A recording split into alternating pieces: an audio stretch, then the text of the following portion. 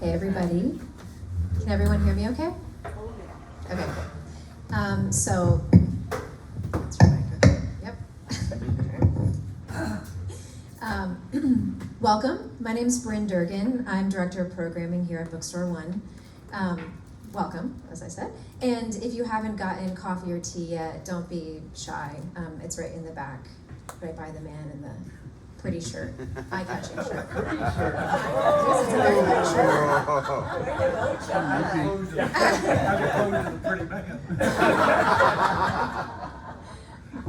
Okay. So thanks for being here with James R. Benn to celebrate the latest release of his Billy Boyle World War II Mysteries, From the Shadows.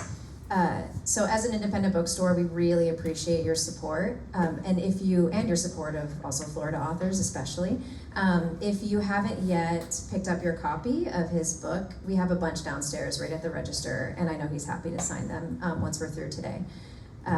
So let me get to the introduction. As I mentioned, James R. Benn is the author of the Billy Boyle World War II Mysteries. The debut, Billy Boyle, was selected as a top 5 book of the year by BookSense and was a Dilly's Award nominee. A Blind Goddess was longlisted for the IMPAC Dublin Literary Award. The Rest is Silence was a Barry Award nominee, and The Devouring was a McCavity Award nominee. A lot of awards. James is a graduate of the University of Connecticut and received his MLS degree from Southern Connecticut State University. He's a member of the Mystery Writers of America and the Authors Guild, and worked in the library and information technology fields for over 35 years before quitting the day job routine in 2011 to write full-time. He has learned 2 valuable lessons since he started writing. The first is a quote from Oscar Wilde: "The art of writing is the art of applying the seat of one's pants to a chair." The second is from novelist Rachel Bash, who told him, "The story has to move down as well as forward." Both sound simple, neither is. James divides his time between the Gulf Coast of Florida and Connecticut with his wife, Deborah Mandel, a psychotherapist who offers many insights into the motivations of his characters, a good critical read, and much else. They have 2 sons, Jeff and Ben, and 7 grandchildren: Camille, Claudia, Emma, Luke, Nathaniel, Noah, and Oliver. Shout out to them. This is being recorded. So James will talk to you a little bit about the book and do a reading, and then everybody will get a chance to be able to ask whatever questions you might have. So I'll turn it over to James. Thank you very much. And I have 2 corrections to that wonderful introduction. One is we now have a great-grandchild, Walker May, to add to the list. And the other is, Debbie pointed out to me a year ago or so that it wasn't actually Oscar Wilde who said that. It was a woman writer whose name I forget. But as usual, a man took credit for it. So, well, I've got to fix that wherever that is on my website. So thank you all for coming out. I apologize for my back or side to some of you. But anyway, here we all are. It's great to be out back again in bookstores after too long away from that. So thank you for coming, and thank you for being here and supporting this great independent bookstore. I'm just going to give a quick recap, because just looking around, I think most everybody here knows what this series is about, but I'll just give you the basics. The protagonist, Billy Boyle, is a military investigator on General Eisenhower's staff during World War II.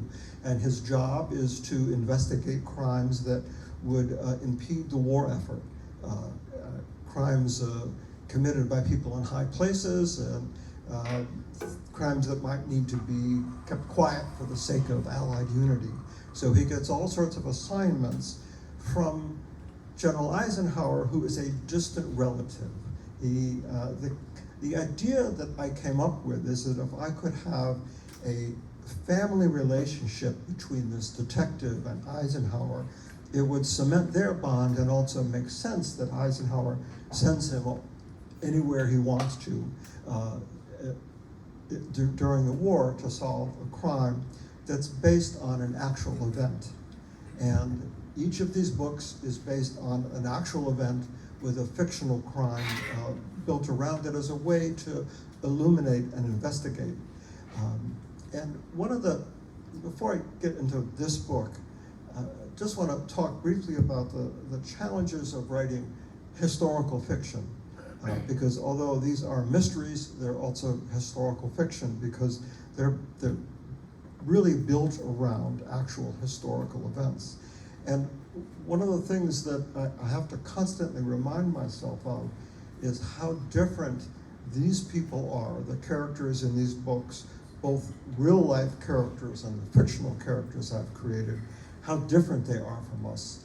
They come from a different place.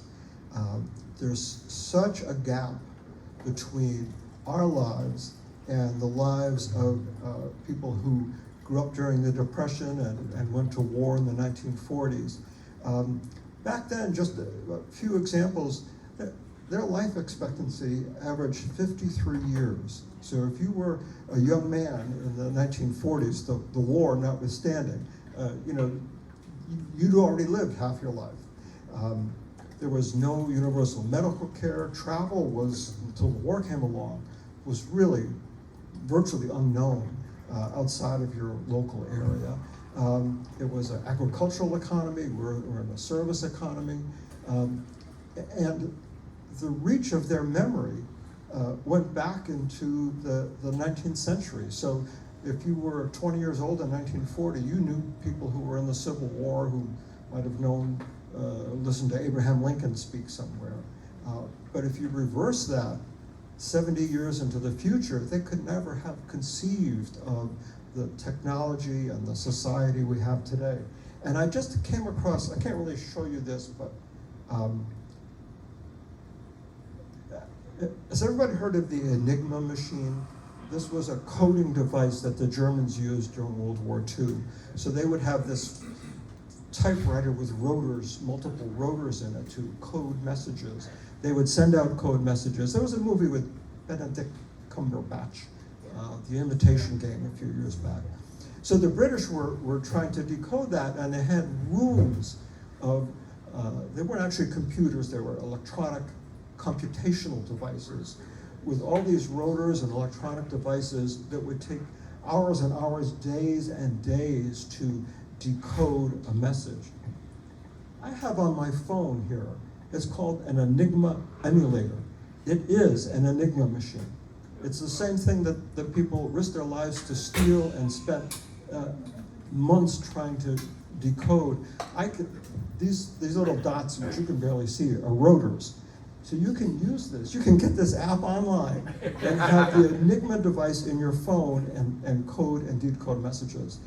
You could not have explained this to anybody back then. It would have been incomprehensible. So it's a roundabout way of saying that you really have to be sensible of the fact that no one has ever lived in the past.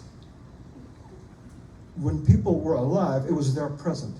And it's important to try to understand that, and through research, through little tidbits and accuracies, bring that to light.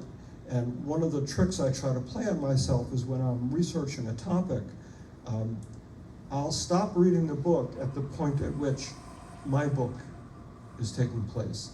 So if I'm reading about a particular battle or an event, I don't read beyond what I'm writing about, because I want to fool myself into not knowing what happens next. We think we know what happens next in history, but we really don't. We don't know what's going to happen tomorrow. And that's one of the challenges in writing historical fiction, is not to write with an eye to the knowledge of what happened. It's all mysterious to these people. And another problem that I call it the Zelig problem. And I don't know if anybody remembers the documentary, the mock documentary that Woody Allen did in the 80s called Zelig. And it was about a guy who had chameleon-like qualities and could adapt himself to anybody he was with. So he ends up, they used fake, made-up newsreels that he meets everybody in the world because he can just be like them. So there's pictures of him with Herbert Hoover and Adolf Hitler and Sigmund Freud, and so Zelig is a human chameleon.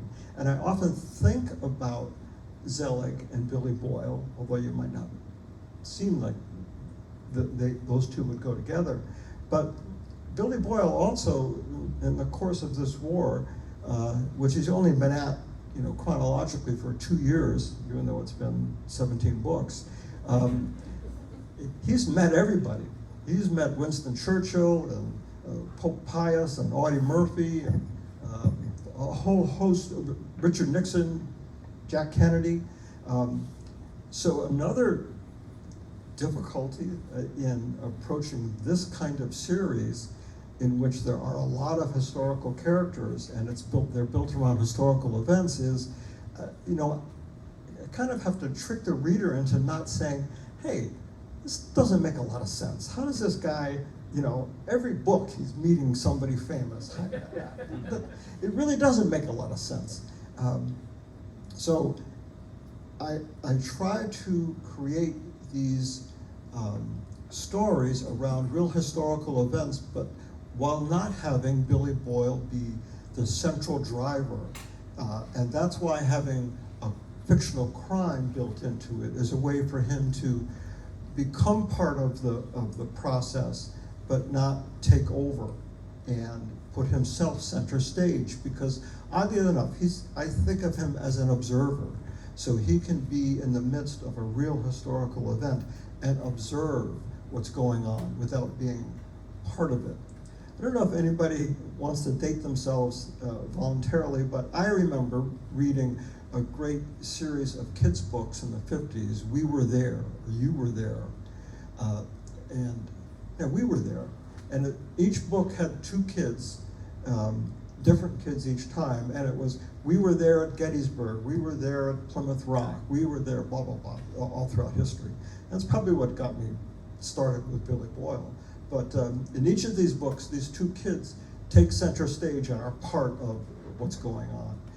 And that's something I do try to avoid, because in this book in particular, I wanted to tell the story of the 442nd Regimental Combat Team. And this wasn't a unit in the American Army that was made up enlisted men exclusively of Japanese-American citizens. And I wanted to tell their story in a way that didn't have my character take center stage in their story and take it over. And I had to find a way to have Billy aligned with them somehow and involved with them in order to observe their story and communicate it to the reader. Because these books are all written in the first person. It's all through Billy's eyes, which is an effective way to communicate a character, but it means he's always there.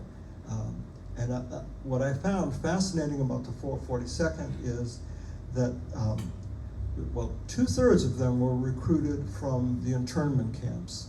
Everybody probably has heard about the removal of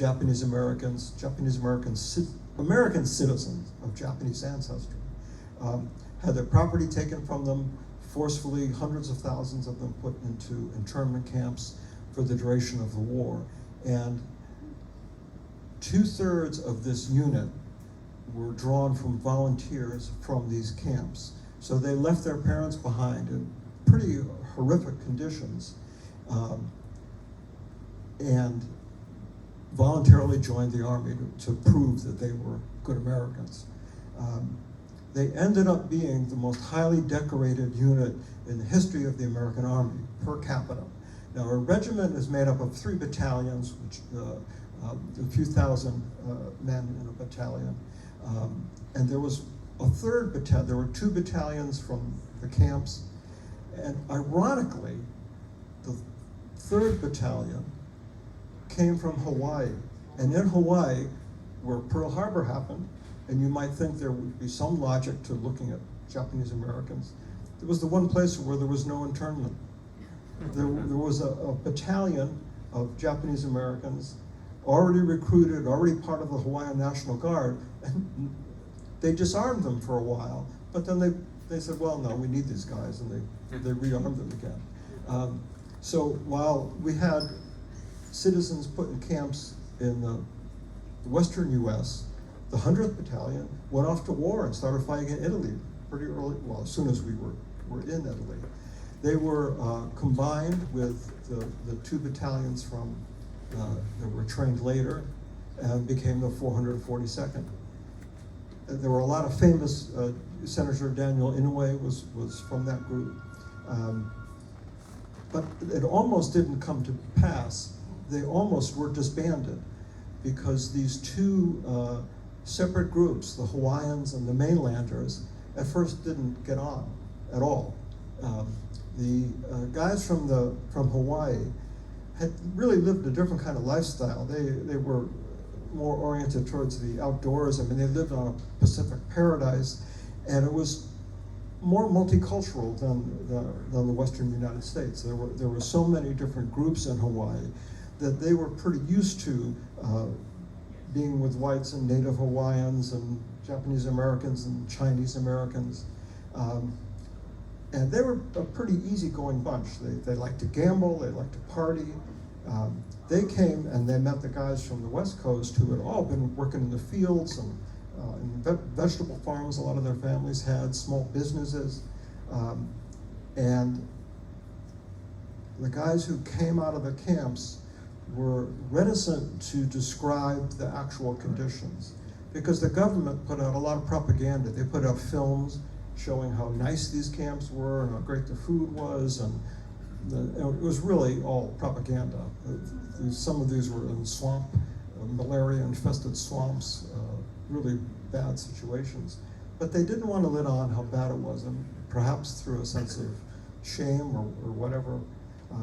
And the guys from Hawaii couldn't figure out why these other guys were always so downbeat. They didn't want to go out drinking, they got a pass, they didn't want to go to town and live it up. And what they didn't know is they were sending all their money to their parents and their families who were in the camps. And there were a lot of fights, and the Army was about to disband them. It was so, well, they had derogatory nicknames for each other. The mainlanders called the Hawaiians Buddha heads because some of them were Buddhists. I don't know how that got started, but they were called Buddha heads. The Hawaiians called the mainlanders katonks. And the word katonk came, the Hawaiians said, came from the sound that the mainlanders had made when they got in a bar fight and they went down onto the ground. Katonk. So finally the CO of the regiment, when things were really bad, decided he needed to take some of the Hawaiians. He took a selective group, and they were in training in Louisiana, and there was an internment camp in Arkansas, and he sent them on a trip to see what conditions were really like. And that opened their eyes because their comrades had never really let on about how bad it was. When they came back from that camp, that was when the unit really pulled together. And they still called each other katonks and Buddha heads, but it was, it was friendly. So they went on to fight first in Italy and then got transferred to southern France. So just by way of background, that was a story I wanted to tell, but I didn't know how to involve Billy Boyle, how to involve a crime that would enable me to tell their story. And when I was reading about the campaign they fought in southern France, I found the way I wanted to get into the story, that it was really their commanding officer that intrigued me in a negative way. A regiment is smaller than a division, so an independent regiment gets attached to a higher unit. So the 442nd was sent to southern France and attached to the 38th Division. The commanding officer, General Dahlquist, was one of the most idiotic generals not to lose his job in World War II. During the invasion of southern France, as you know, just envision D-Day and all the landing craft going ashore.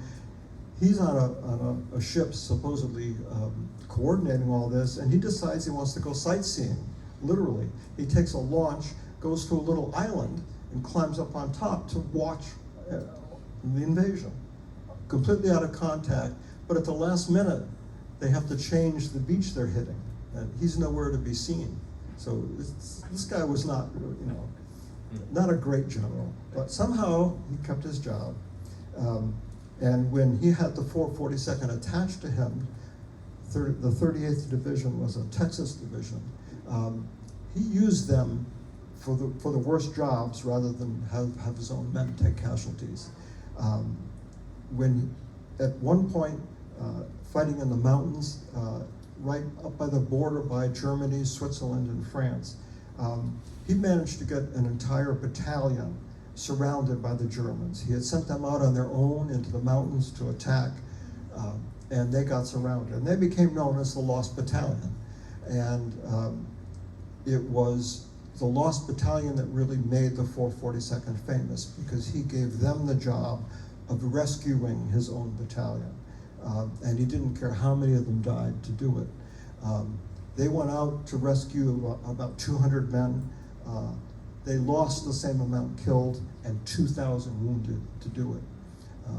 So that told me there was something interesting in the dynamic between a general and his soldiers, but I still had to find a way to find, what crime could I devise that would cause Billy to be sent there?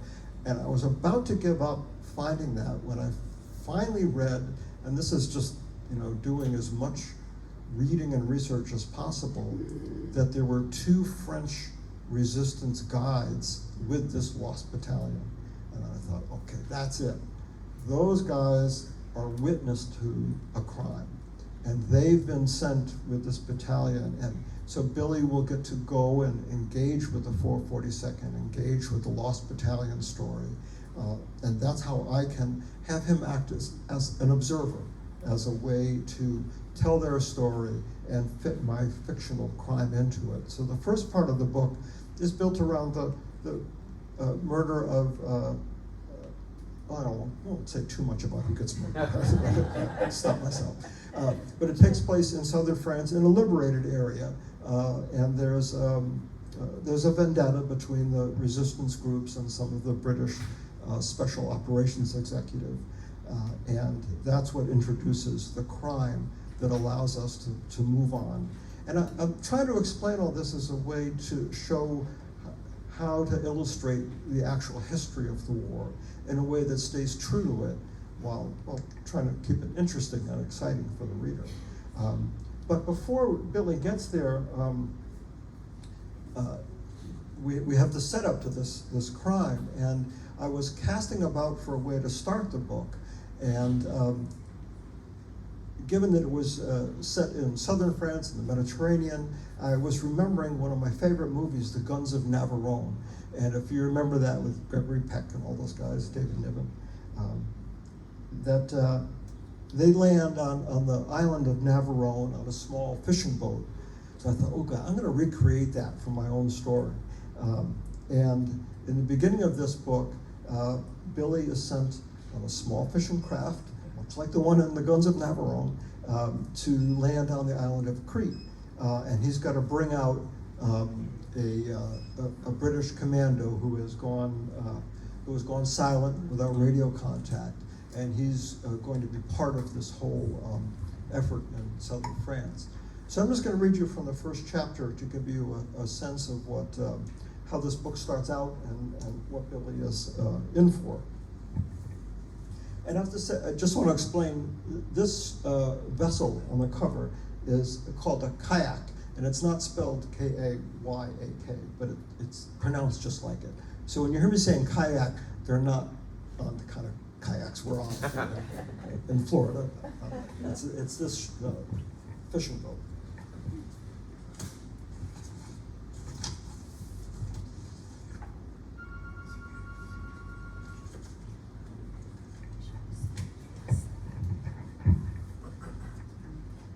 Chapter 1, The Mediterranean, October 1944. The sea wanted to swallow me whole. I wouldn't have minded if it had been quick. Wave after wave crashed over the side of the fishing boat, water sluicing across the deck and soaking me as I clung to a knotted rope strung along the gunwale. Crewmen of the small kayak shouted to each other, and the captain hung on to the tiller, trying to keep the 30-foot craft on course. I'd ceased to care about where we were headed, as long as it wasn't underwater. I was flat on my rear, snug against the hull, hoping and praying that the next wave wouldn't wash me overboard. This was supposed to be the sunny Mediterranean, but it felt more like a nor'easter off Gloucester when the November winds blew hard and cold. 2 days ago, I was in Cairo, relaxing at the bar in Shepherd's Hotel, enjoying a bit of rest, hardly suspecting what was coming around the corner. Now, I was listening to my chattering teeth and the British skipper ordering his 5-man crew, 2 Greeks, 2 Englishmen, and 1 silent, swarthy fellow of uncertain nationality, to hold on tight. He didn't need to tell me twice. I saw the skipper bracing himself, the tiller hard to starboard as he maneuvered the wooden fishing boat to avoid being sideswiped by our giant roller. The problem was that left us with only one alternative: head straight into the wave. Time seemed to slow down. The wave kept coming, growing larger, the crest towering over our mast with its furled sails. The long, sharp bow bit into the trough as the frothing breaker spat foamy white and encompassed the small boat. I felt weightless, floating in air, tethered only by a length of rough hemp rope twisted around my wrist. I was standing upright in the wave itself, pieces of ship's gear floating around me, the world either silent or so filled with this deafening downpour that every other sound was flattened into oblivion. I hit the deck hard, sliding towards the bowsprit as the kayak came through the wave and dropped to the churning surface. The rope held, stopping me before I crashed into the bow, nearly breaking my wrist in the process. But I was alive, on the right side of rough water, and the next wave wasn't higher than our mast. Lucky me. A crewman, one of the Greeks, came forward to check on the rigging. "Hey, English, you still there?" "American," I said, pulling myself up. "Where is here anyway? Are we getting close?" "Close, yes," he said. "To windward shore. Wind not so bad, waves not so bad. Relax, English. We have you there soon." "American," I said again. Not that he could tell from my uniform. I wore sun-bleached khakis that could have been standard issue from any army in the Med, along with a dark civilian jacket. Aside from my captain's bars and dog tags, there was nothing to identify me as U.S. Army. The idea was to escape notice by the Germans, but still have enough of a uniform not to be shot as a spy. Sure, American, English, all the same to me. I'm Erasmus Papadikis," he said, extending his hand. "Billy Boyle," I said as we shook. "Billy Boyle. Strange name, but okay. I'm your guide tonight. I take you ashore," Erasmus said. Before I could ask any questions, he moved on with his steady seaman's gait, leaving me to lurch about as the boat crested another wave and its bow slammed down over and over. I managed to stay upright, grasping the rigging as I gazed at the horizon. A thin line appeared and soon developed into hills fronted by jagged cliffs. Crete, home to thousands of German occupation troops, a few 100,000 Greeks, or Kritikoi, as the natives of this island were known, and a handful of British Special Operations executive teams who were busy arming the resistance fighters and keeping the Germans busy burying their dead. So why add one American to the mix? For some damn reason, one of the Brits couldn't be located, and the brass wanted him brought out for some SOE business in the south of France. That's all I was told, because that's all I needed to know. I gazed out over the unwelcoming shores while we rolled on the dying swells. I would have preferred to know why I was risking my neck. Or maybe not. Finding it might be nothing more than the whim of some senior officer heading off for cocktails right about now. The warm air began to dry my clothes as I stood in the bow, thankful that the mountains of Crete had finally blocked the hard winds coming out of the northwest. It was the first bit of luck I'd had since I'd been plucked out of the hotel bar in Cairo and given this job by my boss, Colonel Samuel Harding. He said the orders had come from on high, which must have been damned high since Harding worked for General Eisenhower at Supreme Headquarters, Allied Expeditionary Force. But SOE had plenty of strings to pull, and Cairo was a long way from London. So here I was, ready to be taken ashore to locate Captain Richard Thorne, who had unaccountably stopped responding to radio messages, which meant I was dependent on Erasmus to help me find him and get him out. Well, I'd survived the trip here from Tobruk, despite the storm that had brewed up a few hours after we'd left Libya, so I figured the return trip couldn't be much worse. I'd take what luck I found, I told myself, as I strolled back to the skipper, Lieutenant Marchand, still at the stern. It was nice to be able to take a step without the deck rising or falling 4 feet. If I'd known about that blow, I wouldn't have set sail, he said, but we're through it, so all's well. They brew up out of the north sometimes, with no warning. You sound used to it, I said, looking at his hands in the fading light, white-knuckled on the wooden tiller. All in a day's work for the Levant schooner flotilla, Marchand said. Glad to help. The Levant schooner flotilla was one of those small, semi-secret organizations the Brits operated with flair, using volunteers who scrounged, stole, or requisitioned kayaks and other small vessels to smuggle agents and commandos on missions in the eastern Mediterranean. They refitted fishing boats with engines pulled from British tanks and radios from American fighter planes. Marchand had been a yachtsman before the war and looked like he was enjoying himself despite the heavy weather. How do we get ashore, I asked. The sea was calmer, but I didn't want to take a swim in it. We'll be in the Gulf of Lutro soon, he said. Nice anchorage. Erasmus will paddle you ashore in a dinghy, along with some supplies, food for the villagers mostly. It is good to bring gifts, Erasmus said as he joined us. Food and bullets. The villagers will help us locate Thorne, I asked. Maybe, Erasmus said, but these people are Sfakian. What does that mean, I said. It means you'd better hope they take a liking to you, Marchand said. Otherwise, he took one hand off the tiller long enough to draw it across his throat. So Billy is off into the wilds of Crete, and I just want to mention this cover art. We were talking earlier about the artwork that Soho Press, my publisher, does on these books. And I'm lucky enough to be one of the few authors that actually gets asked about the cover.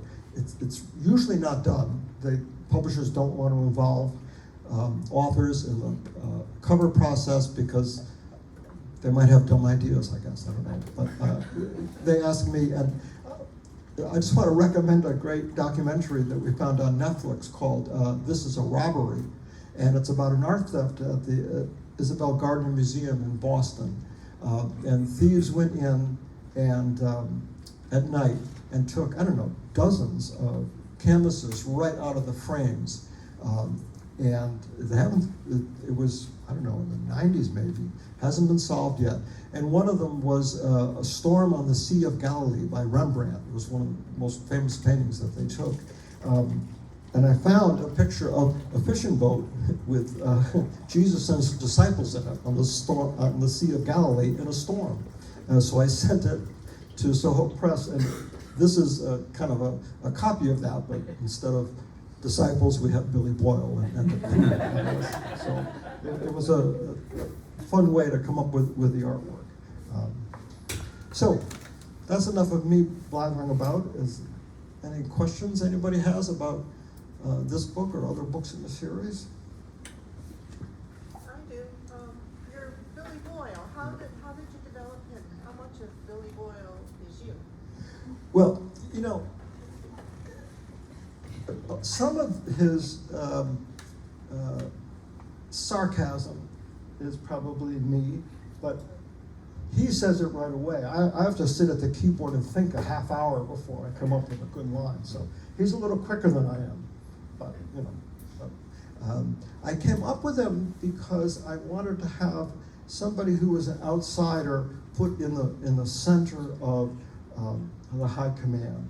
So that was part of the idea of having him be a relative of Eisenhower, somebody who Eisenhower puts in a high position, who's probably not quite ready for it. And also his background, he comes from a Boston Irish-American family, and they're not necessarily gung-ho about this war. His uncle was killed in the First World War, and his father and his other surviving uncle, kind of look at this as another war to help the British. So I actually came upon this notion thinking about The Godfather and the Italian-American mafia and the way that family looked at the rest of the world. So I just transferred the Italian mob to the Boston Irish. That was pretty easy. And came up with this notion of having an outsider character who, over the course of these books, and over a couple of years, becomes more and more part of this whole effort to win the war. But in the beginning, in the first few books, he's very reluctant. He's trying to hold back, but he gets pulled in, and the character of Eisenhower, Eisenhower is in some of the books, and he's a strong father figure to Billy, even though he's a very distant relative. Do you have roots in Boston or anything? Not in Boston, but my father was part Irish, and I think, actually I don't know, I think it was I came up with Billy Boyle, and Billy Boyle from Boston kind of just clicked. My Irish people are from New York City, so I don't know how the Boston part happened, but there you go. Understanding that you need to put your seat in a chair in front of your computer, what is your writing habit? Once you start the book, you've done your research. I tend to do a lot of the research and take a lot of notes, and then I end up with a notebook full of notes that I never look at once I start writing, because I just try to absorb enough of that I sort of feel like I'm filled up with it. I think of it as if I got plopped down by a time machine in 1944, I could carry on a coherent conversation with somebody about what's going on and understand what's happening. And then the process, one thing that is a plus about writing a series with a set establishment of characters is I sort of know how they're gonna act towards each other. They sort of start the ball rolling sometimes. I'd like to write every day, more or less, depends on what's going on, but if I keep the story alive in my head, then that helps to move it forward. A lot of people, the one question usually comes up, are you a plotter or a pantser? And a pantser is somebody who writes by the seat of their pants. I cannot plot a book out. I sit and look at a piece of paper, and I don't know what to do. But I have milestones in the story that I write toward. And it's often in the act of writing that other ideas come up and other directions come up, and even some characters come up that I thought might just have a brief walk on, and they stick around for a while. So once I've finished the research and started the book, it's just a matter of slogging it through and trying to find time every day to write, even if it's just a paragraph, just to keep the story moving. Yes, sir. How long does it take to write a novel? And do you have more than one going on at the same time? Well, so here's the story. It's sort of driven by my publisher's schedule. So I have to deliver a book by October 1st for release the next September. So I'm here talking to you about this book, and sometimes I have trouble remembering the book that I'm talking about because I already have finished another one, and right now I've started the next one. So I kind of have to think, well, wait, which book is this? Who's in this one? So the process, it really has to be done in under a year because I've got to deliver it to them, and then it goes through a whole editing process that takes a fair amount of time. And one thing in the publishing world now is paper. There's a shortage of paper. My publisher now wants, usually it's October 1st, they want me to deliver the next one by August 1st with no extra time to write it, just because of the paper shortage. And they have to get the book to the printer much longer in advance than they used to have to. So, if you can stop ordering all those Amazon boxes that using the cardboard, just like I did, it might help out. But it is one a year, and yes, the one I've just started on is for 2024. And next year, the book is called, oh my God, Proud Sorrows. And after, all these battles and all this fighting, for the first time, I give everybody a break, and they go on leave. So those of you who know the book, Billy's love interest, Diana Seaton, her father, Sir Richard Seaton, has a manor out in the country. And they all go to the country manor for a week's R&R. What could possibly go wrong? Murder. I have a question. So, with the 16, 17 plus books, in a 2-year period that it takes place in, are any of them from different angles of the time frame? Well, only one, and I wrote the one that's set in the South Pacific with Jack Kennedy that was outside the time frame because I found out that some interesting stuff that I wanted to tell a story about, so I wrote it in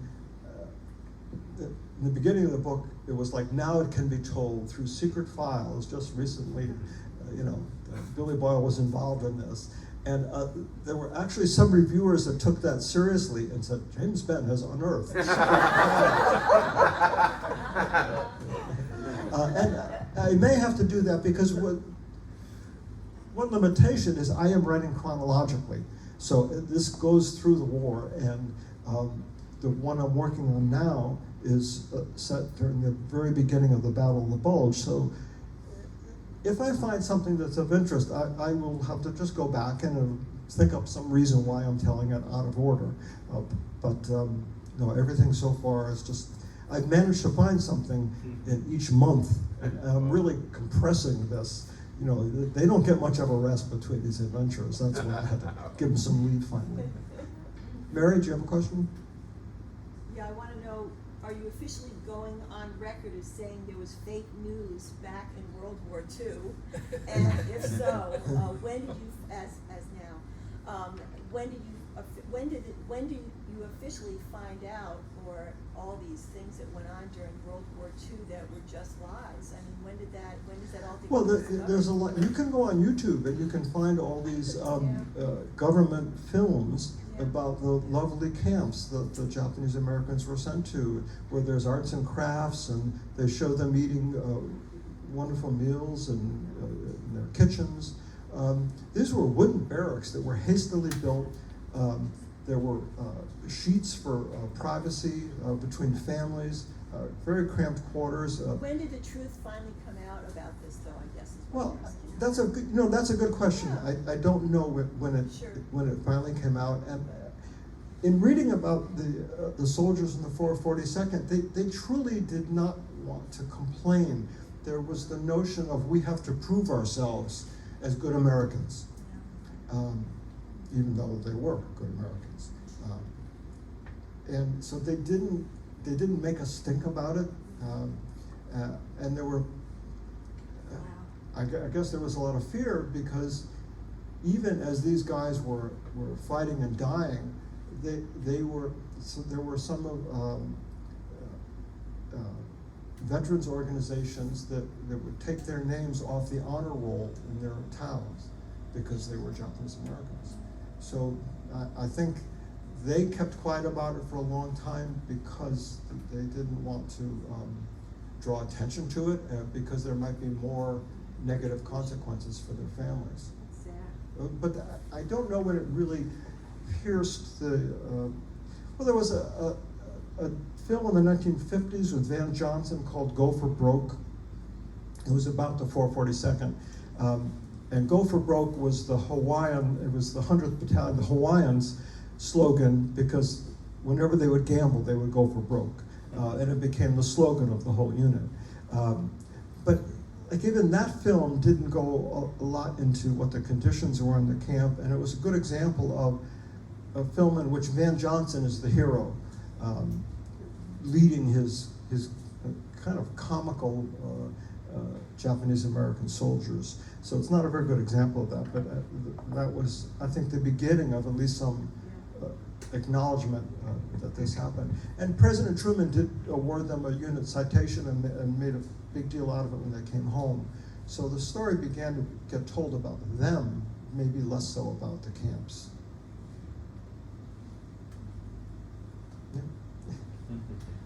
This goes back to the first question about how you created Billy Boyle, and I always thought this was fascinating. Billy Boyle was a character in the first book Jim wrote that isn't part of the Billy Boyle series, but you just liked the guy. You liked Billy Boyle, and he said, okay, you know, I'll volunteer for duty here, you can write this whole series about it. But that's how Billy Boyle started. He was just a secondary character. See, there's so many books I can't keep all of them.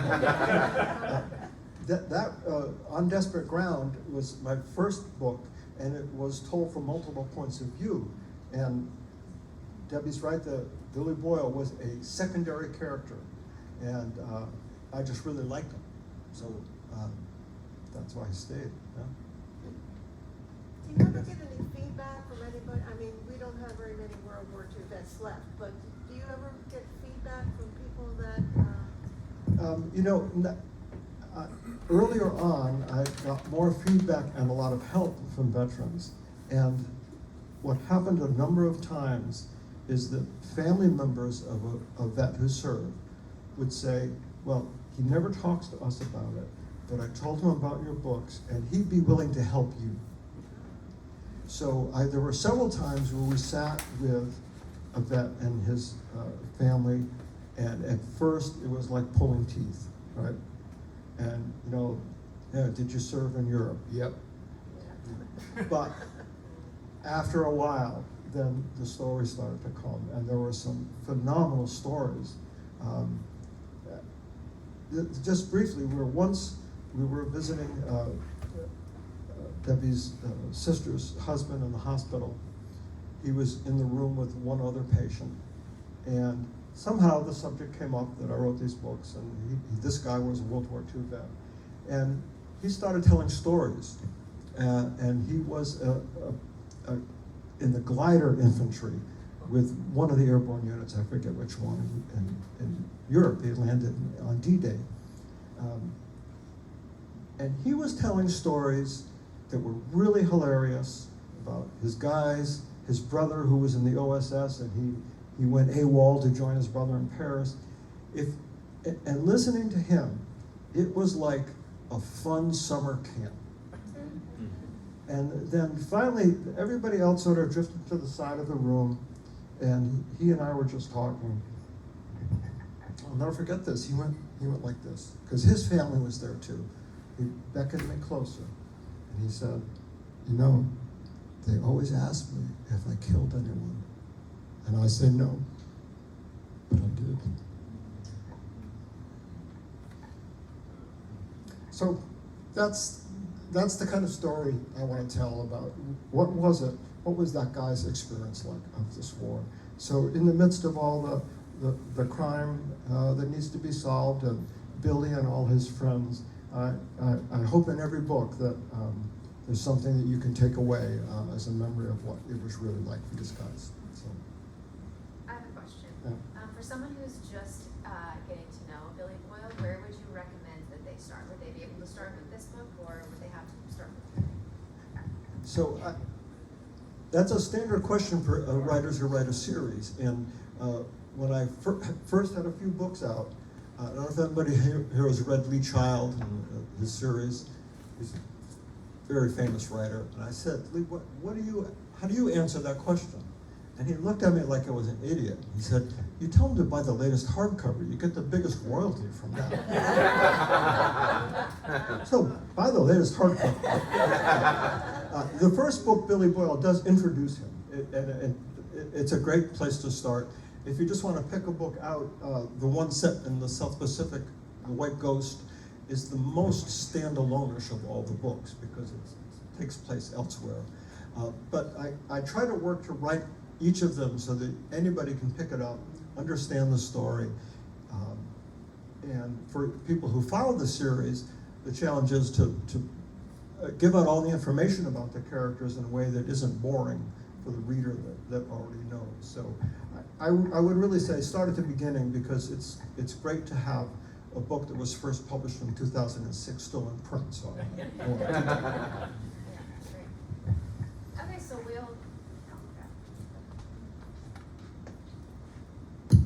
Somehow it's already almost noon already. So we will, I mean, we can give James a round of applause first. And then again, if you haven't yet bought his book, it's right downstairs at the register. And yeah, we'll just do the signing now. Sure. Before you head out. Yeah. I'll hang around up here, sign some books, and again, thanks to all of you for coming. Yeah, thanks everybody for coming.